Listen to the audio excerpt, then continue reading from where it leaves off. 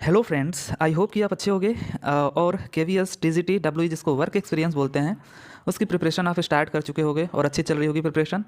देखिए, ये इलेक्ट्रिकल और इलेक्ट्रॉनिक्स के लिए एग्ज़ाम होने वाला है 2022 में। अभी हमने जस्ट 2018 का पेपर सॉल्व किया था और देखा था कि कैसा उसका लेवल था, और उसमें हम लोगों ने नॉन टेक और टेक दोनों पोर्शन को डील किया था। बट अभी जो हम पेपर सॉल्व करने जा रहे हैं वो 2014 का रहने वाला है, जिसमें हम लोग केवल टेक वाले पार्ट को देखेंगे क्योंकि नॉन टेक वाला पार्ट अवेलेबल है नहीं। मैंने वैसे भी 2018 में नॉन टेक पार्ट को अच्छे से दिखा दिया है कि विद सॉल्यूशन कैसा पेपर और क्या क्या क्वेश्चंस उसमें पूछे जा रहे हैं, क्या लेवल है। तो अगर मैं आपको बता दूं, जो 2014 का पेपर हुआ था उसका लेवल जो 2018 है इसके कंपेरिजन में काफ़ी इजी है। तो जैसे जैसे साल बढ़ा है वैसे वैसे आपके क्वेश्चंस के मतलब क्वेश्चन भी मॉडिफाइड हुए हैं और अच्छे फॉर्म में पूछे गए हैं। तो आपको प्रिपेयर रहना है क्योंकि अब जो क्वेश्चंस आएंगे, क्योंकि कंपटीशन काफ़ी अच्छे खासे बढ़ गए हैं, तो आपसे जो क्वेश्चंस पूछे जाएंगे वो भी अच्छे फॉर्म में पूछे जाएंगे। तो चलिए देख लेते हैं 2014 में क्या क्या क्वेश्चंस आए थे। देखिए, टोटल 100 क्वेश्चन आए थे, जिसमें से हमारा पहला क्वेश्चन है जो 101वां है, वो ये था कि what is value of E in the given circuit. यहाँ पे हमको ई की वैल्यू पूछी गई है विथ पोलैरिटी। तो देखते हैं कि कैसे इसको सॉल्व करेंगे। हम इस सर्किट में कहीं भी KVL अप्लाई कर दे तो पता चल जाएगा, बट KVL कैसे अप्लाई करें। यहाँ पे हम देख सकते हैं कोई वोल्टेज सोर्स नहीं है, यहाँ भी कोई वोल्टेज सोर्स नहीं है। इसका मतलब कि ये ओपन सर्किट हमको दिख रहा है, तो हम इधर तो नहीं आएंगे ना ही इधर आएंगे। हाँ, यहाँ पे हमको 10 वोल्ट सोर्स दिख रहा है और यहाँ पे 0 वोल्ट सोर्स दिख रहा है। तो अब अगर हम ऐसे KVL अप्लाई कर दें तो हमारा आराम से आंसर आ जाएगा। तो यहाँ पे देखिए एक सर्किट, यहाँ पे जो 10 वोल्ट लिखा गया है इसमें काफ़ी कन्फ्यूजन होता है। तो मैं बता दूँ कि ये कुछ ऐसे लिखा गया है, ठीक है, ये ऐसे है। और यहाँ पे अगर 10 वोल्ट के आगे कुछ नहीं है, इसका मतलब कि ये प्लस में है, तो प्लस आप पास में यहाँ पे लिखो, उसके बाद माइनस दूर लिखो, और उसके बाद यहाँ पे ऐसे ग्राउंड कर दो। तो ये बेसिकली सर्किट है, यहाँ पे 10 वोल्ट है, ठीक है। ऐसे ही 0 वोल्ट के भी साथ है। तो जब आप KVL अप्लाई करोगे ऐसे, अगर इस तरीके से आप आओगे, तो देखिए मैं अगर प्लस वाले टर्मिनल से निकलता हूँ तो प्लस साइन लगाता हूँ, जैसे यहाँ पे माइनस और यहाँ पे प्लस है और 5 वोल्ट। तो मैं प्लस से यहाँ पे निकल रहा हूँ 10 से, तो प्लस 10 लिखूँगा, और माइनस यहाँ भी प्लस से निकल रहा हूँ तो प्लस 5 लिखूँगा। तो अगर हम इसमें KVL अप्लाई करें तो पहले हमारा 10 वोल्ट है, उसके बाद हमारा 5 वोल्ट है प्लस में, ई से भी हम प्लस से निकल रहे हैं तो प्लस ई, उसके बाद हम यहाँ पे 1 वोल्ट से भी प्लस से निकल रहे हैं तो +1, और 0 से लिखे या ना लिखे कोई दिक्कत नहीं है, और इक्वल्स टू 0 कर देंगे तो कितना हो जाएगा, ई इज इक्वल्स टू, जब 10 5 15 1 16 इसको इस साइड लेके जाएंगे तो -16 वोल्ट आ जाएगा। तो पहला ऑप्शन जो हो जाएगा इसका करेक्ट हो जाएगा। काफ़ी इजी क्वेश्चन था, बस मैं आपको ये बताना चाह रहा था कि इसमें आप कन्फ्यूज मत होइएगा कि यहाँ पे हम -10 लिखेंगे या +10, पोलैरिटी कैसा लेंगे, क्योंकि ये ट्रांजिस्टर वगैरह में काफ़ी दिया होता है एमीटर के पास। बढ़ते हैं अगले क्वेश्चन पे। अगला क्वेश्चन है हमारा, 100 microfarad capacitor is required in fabricating an electronic circuit, such a large value of capacitance is possible in which type of capacitor. देखिए, अगर हमको माइक्रोफैरड में कैपेसिटर गिवन हो, ठीक है, माइक्रोफैरड में जैसे कि आपका हो गया 15 माइक्रोफैरड या फिर 25 माइक्रोफैरड, ठीक है, 25 माइक्रोफैरड या फिर 50 75 100 200। तो ये जितने भी माइक्रोफैरड में कैपेसिटर होते हैं, तो इतने जो लार्ज वैल्यू ऑफ कैपेसिटर बोला है ना, कि लार्ज वैल्यू ऑफ कैपेसिटेंस जहाँ पे रिक्वायरमेंट होती है वहाँ पे हम इलेक्ट्रोलिटिक कैपेसिटर का यूज़ करते हैं, ठीक है। इलेक्ट्रोलिटिक कैपेसिटर का एक तो ये इनका जो साइज़ होता है वो काफ़ी स्मॉल होता है और कास्ट भी लो होता है, इसलिए और भी ज़्यादा हम इसको प्रीफर करते हैं जहाँ पर हमको माइक्रोफैरड में कैपेसिटर की कैपेसिटेंस की नीड होती है। तो इलेक्ट्रोलिटिक कैपेसिटर इसका सही आंसर हो जाएगा।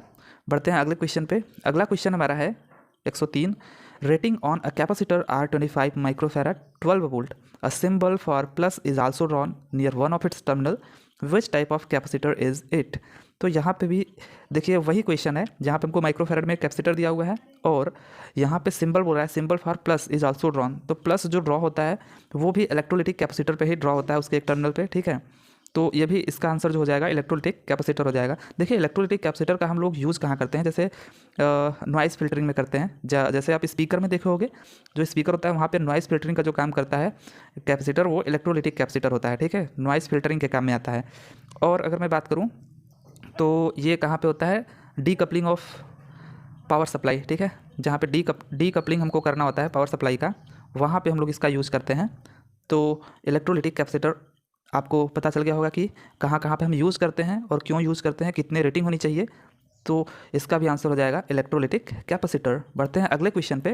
देखिए क्वेश्चंस कितने इजी हैं, मीन्स आपको बस सेकंड भी नहीं लगेगा, आप आंसर दे दोगे। कुछ कुछ क्वेश्चन है जो याद करने वाले हैं और कुछ कुछ क्वेश्चन है कि छोटा मोटा बेसिक सा कॉन्सेप्ट लगा है और आप तुरंत आंसर दे दोगे। यहाँ पे है power dissipation in an ideal inductor is. तो power dissipation in ideal inductor, देखिए अगर हमारे पास इंडक्टर हो और एक कैपेसिटर हो, और ये प्योर होने चाहिए, मीन्स आइडियल होने चाहिए, ठीक है। तो कैपेसिटर और इंडक्टर में जो पावर ड्रॉ होता है या पावर ये जो डिसिपेट करते हैं, जीरो करते हैं, मीन्स एवरेज पावर जो यहाँ पे डिसिपेट होता है वो जीरो होता है। अगर आपको एवरेज पावर निकालना हो तो आप देखोगे कि इसमें कुछ एक फॉर्म बनेगा, उसमें आप देखोगे कि ये जो पोर्शन यहाँ पे ऊपर होगा वही पोर्शन नीचे भी आएगा पावर का, और दोनों कैंसिल आउट कर जाते हैं, इसलिए कोई पावर ये कंज्यूम नहीं करते हैं। एवरेज पावर की बात हम कर रहे हैं। इसका मतलब कि आपके घरों में जो इंडक्शन और इंडक्शन हीटर या कुकर जो भी यूज हुए होते हैं, उनमें आप देखोगे कि कोई भी पावर कंज्यूम नहीं होता है। तब तो आप कहोगे कि फिर कैसे वो बिजली का बिल बढ़ा देते हैं। तो बिजली का बिल पावर की वजह से नहीं बढ़ता है।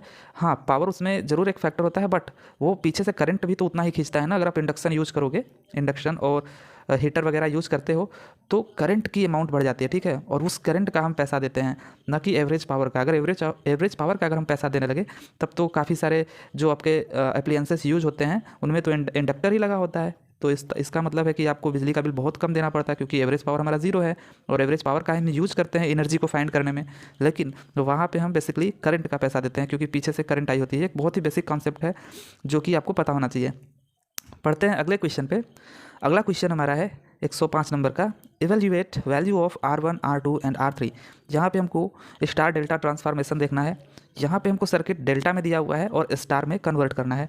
तो यहाँ पे कभी भी आपको ऐसे क्वेश्चन पूछे तो आपको क्या करना है, डेल्टा है, स्टार में जाना है, तो पहले आप इन तीनों को जोड़ लो। कितना आएगा, 30 10 40 5 45 5 50, ठीक है, 50 आ गया। तो इसको डिनोमिनेटर में लिख लो। अब आपके पास निकालना है R1 R2 R3। तो किसी को भी हम निकाल सकते हो। कैसे, यहाँ पे अगर R3 है तो R3 देखिए कैसे है, इस सर्किट में देखोगे तो इस तरीके से है, जैसे एकदम है यहाँ पे इंक्लाइंड है वैसे ही यहाँ पे भी करना है। अब R3 के साइड में क्या क्या है, देखिए इसके साइड बोलेंगे तो ये वाला हुआ और ये वाला, तो इसको हम लोग क्या कर देंगे, गुणा कर देंगे। गुणा करते हैं, देखते हैं कितना आता है। 15 है और ये 30 है, तो 30 गुणे 15 हम कर देते हैं। तो देखिए आंसर आ गया पहला वाला, ठीक है। ये हमारा क्या है, R3। अब अगर हम बात करें ऐसे ही R2 का, ठीक है, R2 का, तो R2 हम यहाँ पे देख सकते हैं, ये रहा R2, और R2 के साइड पे क्या है, देखिए 5 है और 15 है, तो 5 गुणे 15 कर देते हैं। और डिनोमिनेटर में हमको पता है कि इनको पूरे को जोड़ करके लिखना होता है 50, तो हर एक में 50 लिखेंगे। अब हमारा बचता है R1। तो R1 कैसे निकालें, R1 हमारा कुछ देखिए यहाँ पे आएगा, ठीक है, ये वाला R1 है जैसा कि यहाँ पे है। तो इसके साइड में क्या है, 30 और 5, तो 30 और 5 को गुणा करके नीचे हम लोग इन सबको जोड़ करके लिख देंगे। तो देखिए हमारा क्या हो गया, 30 5 150 हो गया, और 50 3 या 150, इसका मतलब ये आ गया 3, ठीक है। और यहाँ पे अगर हम देखें तो ये हो जाएगा 5 3 15, या 3 5 15, और 10 5 50, 10 या 30 हो गया। 3 और 3 का गुणा करोगे तो ये 9 हो गया, ठीक है। तो R3 9 आ गया। और R2 की यदि हम बात करें तो 15 5 75 हो गया, और यहाँ पे हो गया आपका, या 5 यहाँ पे 10 कर लो, 15/10, ठीक है। यहाँ पे हमारा कितना हो जाएगा, 5 है, कहाँ गया 5, और 15 है, और यहाँ पे 50 था, तो 5 10 में 50 ही हो गया, और 10 15/10, ठीक है, 15/10। तो यहाँ पे देख सकते हो कि ये कितना आ जाएगा, 1.5। तो R1 1.5 है, और R2 3 है, और R3 9 है। अब देख सकते हो, तो फर्स्ट जो ऑप्शन होगा इसका करेक्ट हो जाएगा। तो आई होप कि ये मेथड आपको समझ में आया होगा। तो चलते हैं अगले क्वेश्चन पे। अगला क्वेश्चन जो हमारा है, find equivalent capacitance of the following circuit. देखिए कितने इजी क्वेश्चन आ रहे हैं। इक्विवेलेंट कैपेसिटेंस निकालना है हमको। तो इक्विवेलेंट कैपेसिटेंस कैसे निकाल सकते हैं, जो हम रजिस्टर्स के साथ करते हैं सीरीज़ में, वहीं हम पैरेलल में कर देंगे कैपेसिटर के साथ। तो यहाँ पैरेलल है तो सीरीज की तरह सॉल्व करेंगे, तो 4 और 4 मिल करके कितना हो जाएगा, 8 माइक्रोफेराड। और जब ये 8 माइक्रोफेराड यहाँ पे अब सीरीज में हो जाएगा 4 के साथ, तो अब इसको पैरेलल की तरह सॉल्व कर देंगे। तो पैरेलल की तरह सॉल्व करेंगे तो 8 × 4/8 + 4 हो जाएगा, और ये हमारा हो जाएगा 32/12। अब देखते हैं यहाँ पे कि ये कितना हो जाएगा। यहाँ पे 3 चौके 12 हो जाएगा, और 8 चौके 32, 8/3। इसको हम लोग लिख सकते हैं 2 सही 2/3, दैट इज 3 दूनी के 6 और 2 8। तो फर्स्ट ऑप्शन इसका क्या हो जाएगा, करेक्ट हो जाएगा, 2 सही 2/3। चलते हैं अगले क्वेश्चन पे। अगला क्वेश्चन जो हमारा है, superposition theorem is not applicable to a network having which type of element. तो ये भी काफ़ी इजी क्वेश्चन है। तो लीनियर एलिमेंट पे एप्लीकेबल होता है, बाइलेटरल होना चाहिए, और पैसिव एलिमेंट्स उसमें यूज़ होने चाहिए, इन सब पे एप्लीकेबल है। बस यूनिलैटरल एलिमेंट नहीं होना चाहिए। तो फर्स्ट ऑप्शन जो होगा इसका करेक्ट हो जाएगा। देखिए कितने बेसिक क्वेश्चंस हैं, जो कि आपको बेसिक्स भी इसका पता होना चाहिए, क्योंकि ये सब क्वेश्चंस कभी कभी पूछ देते हैं और आप उसमें रह जाते हो। बढ़ते हैं अगले क्वेश्चन पे। What does the following figure represent. तो ये भी देखिए कितना इजी क्वेश्चन है। फॉलोइंग फिगर बोला है, इसको बताना है कि कौन सा, ये क्या रिप्रेजेंट कर रहा है। तो यहाँ पे हमको एक करंट सोर्स दिया गया है। देखिए ऐसे सिंबल हो जाता है तो आपको पता है कि ये करंट सोर्स हो जाता है, और यहाँ पे KIX लिखा गया है, ठीक है। तो इसका मतलब ये है कि इसकी वैल्यू क्या है। तो इसकी वैल्यू यदि पता करना है तो K तो एक तरह का कांस्टेंट है, ठीक है, बट IX एक वेरिएबल है। मीन्स अगर इस सर्किट में कहीं और IX होगा तो उसकी जितनी वैल्यू होगी वही वैल्यू इस करंट सोर्स की होगी। तो पहली बात तो ये सोर्स करंट सोर्स है और इसको कंट्रोल कौन कर रहा है, तो एक करंट ही इसको कंट्रोल कर रहा है। तो ये टोटल कैसा हुआ, current controlled current source. I hope कि आपको समझ में आया होगा। तो थर्ड ऑप्शन इसका करेक्ट हो जाएगा। अगला क्वेश्चन है the voltage division and the current division forms a. तो वोल्टेज डिवीज़न और करंट डिवीज़न क्या फॉर्म्स करते हैं।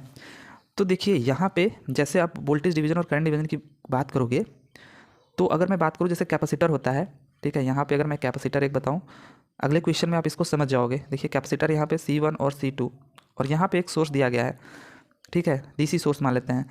तो जब आप इसको यहाँ पे पूछे कि इसके अक्रॉस और इसके अक्रॉस करंट बताइए तो आप क्या करोगे, आप जैसे रजिस्टर में यहाँ पे करते हो प्लस माइनस अगर हम कर दें तो रजिस्टर के केस में जैसे आपको यहाँ पे करंट निकालने के लिए बोलता है तो आप करंट डिवीजन रूल लगा देते हो।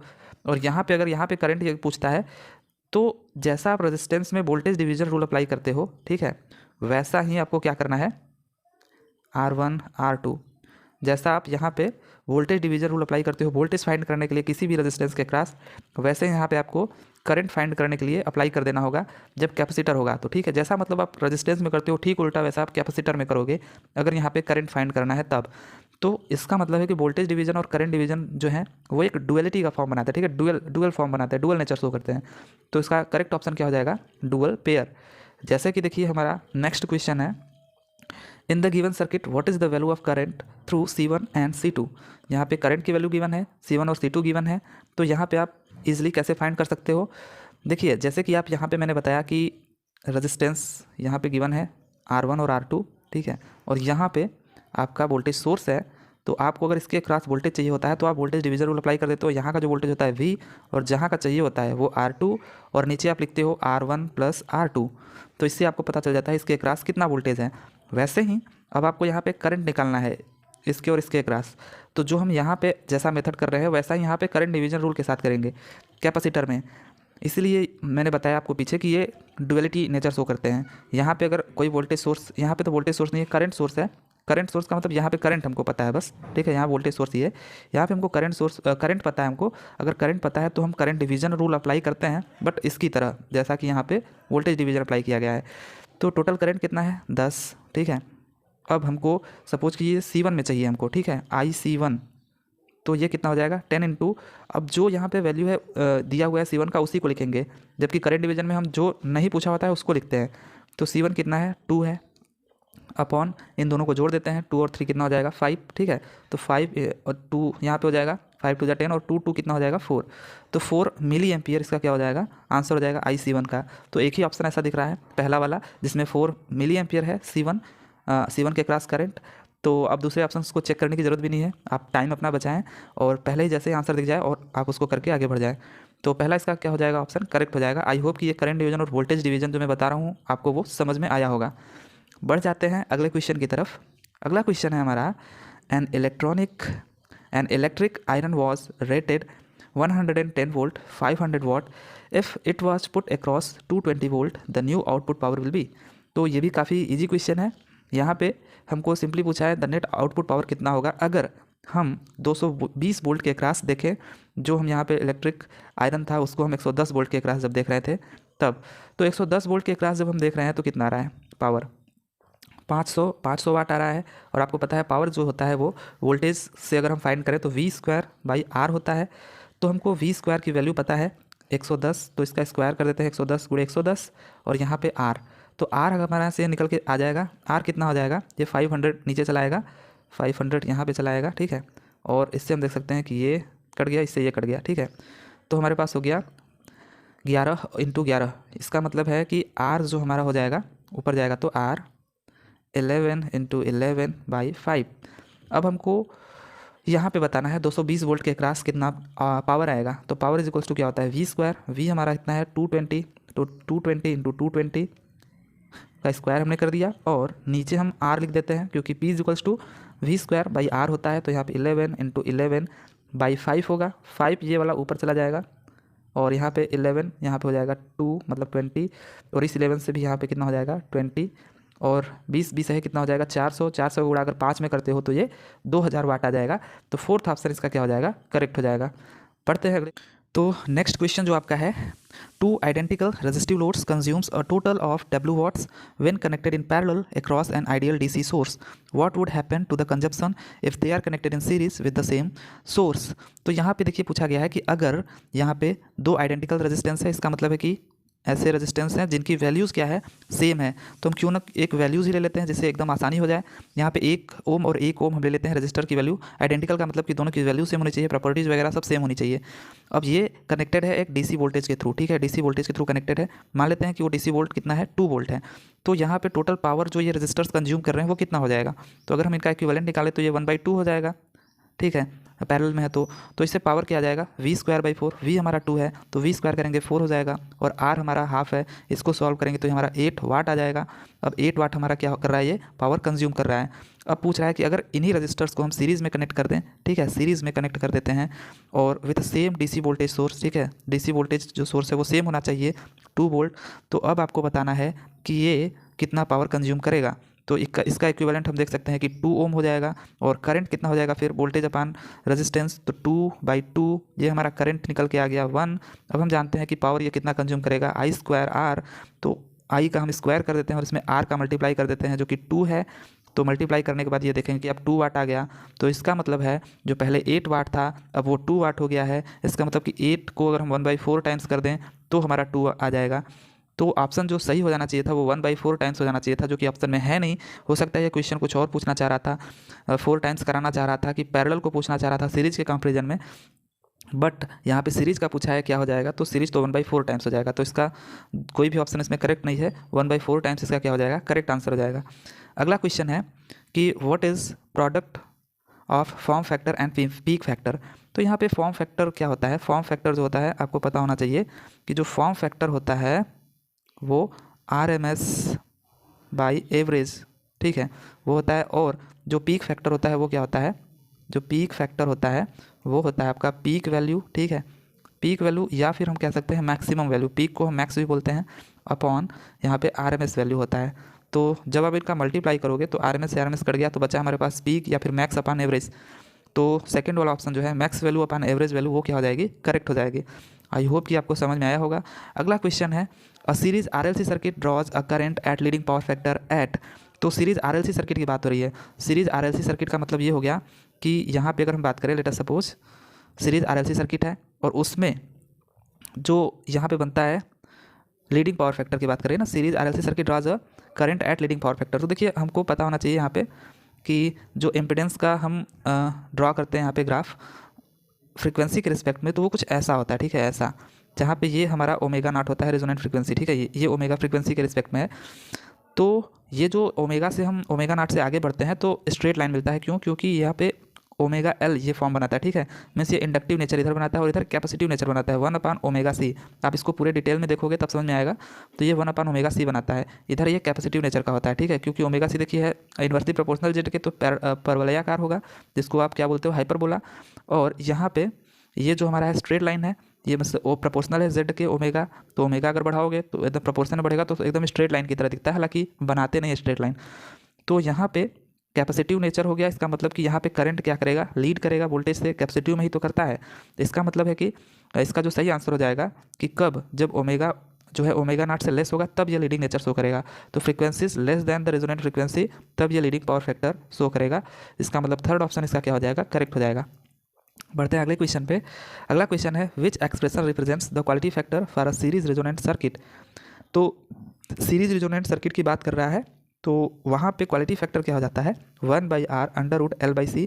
अगर आप पूरा डेरिवेशन करेंगे वहाँ पे तब देखा जाएगा कि कैसे होता है। और पैरेलल में क्या हो जाता है क्वालिटी फैक्टर R√C/L, ठीक है। तो ये आपका सीरीज वाला ऑप्शन पहला क्या हो जाएगा, करेक्ट हो जाएगा। बढ़ते हैं अगले क्वेश्चन पे। अगला क्वेश्चन है for a parallel RLC circuit which one of the following statement is not correct. यहाँ पे पूछा है कौन स्टेटमेंट करेक्ट नहीं है।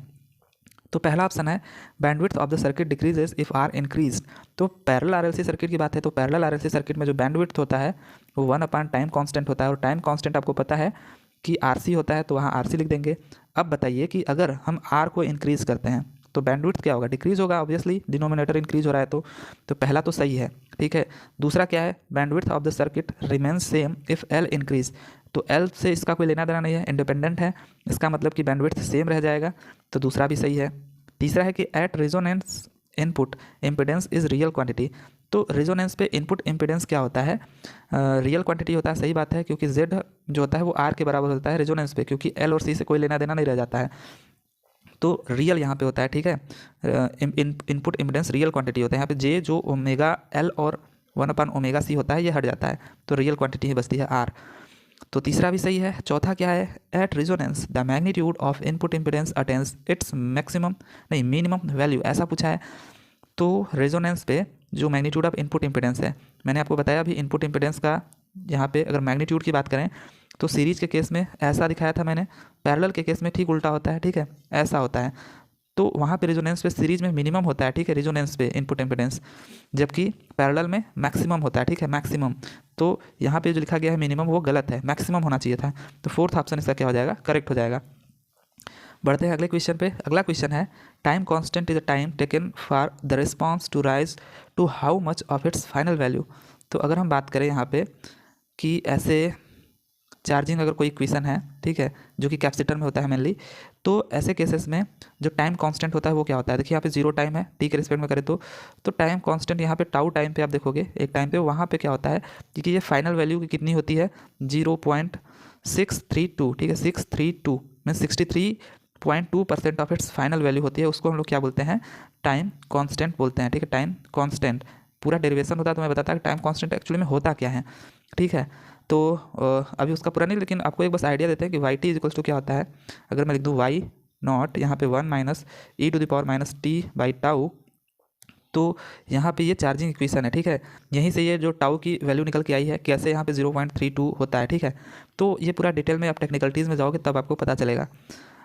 अगला क्वेश्चन जो हमारा है, how many times constant is required to obtain the steady state response, तो स्टेडी स्टेट रिस्पॉन्स को पाने के लिए, मतलब हम जो यहाँ पे बता रहे थे आपको कि अगर ये ऐसे राइज कर रहा है, ठीक है, तो यहाँ पे मैंने बताया था कि आपको लगभग यहाँ पे टाउ होता है टाइम कांस्टेंट, जो कि 0.632 ऑफ इट्स फाइनल वैल्यू होता है, लेकिन जैसे जैसे हम आगे जाते हैं वैसे वैसे एकदम ये घटता जाता है, एकदम 0 पॉइंट और कुछ कम होगा, लास्ट में जाते जाते यहाँ पे एकदम 0 हो जाता है, लेकिन ये लगभग आपका 5 टाइम कांस्टेंट के बाद क्या हो जाता है, एकदम स्टेडी स्टेट में आ जाता है।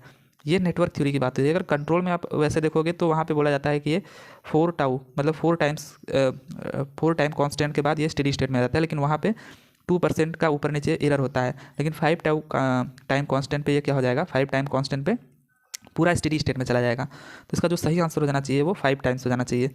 अगला क्वेश्चन जो हमारा है, which is the expression for time constant of series RL circuit, देखिए कितना इजी क्वेश्चन है, तो सीरीज आरएल सर्किट के लिए क्या होता है, L/R हो जाता है, L/R, जबकि वहीं पैरेलल के लिए अगर हम बात करें, वो भी RC सर्किट के लिए अगर हम बात करें, RC सर्किट के लिए क्या हो जाता है हमारा, तो वो हो जाता है RC, सिंपली जो टाइम कांस्टेंट होता है वो RC हो जाता है। तो आज के लिए बस इतना ही। आई होप कि आपको समझ में आया होगा क्या पेपर का लेवल था, काफ़ी इजी था, लेकिन बेसिक क्वेश्चंस आपको काफ़ी सारे पूछे गए थे। तो चलिए फिर मिलते हैं नेक्स्ट वीडियो में अगले क्वेश्चंस के साथ, तब तक के लिए thank you, tata, bye bye.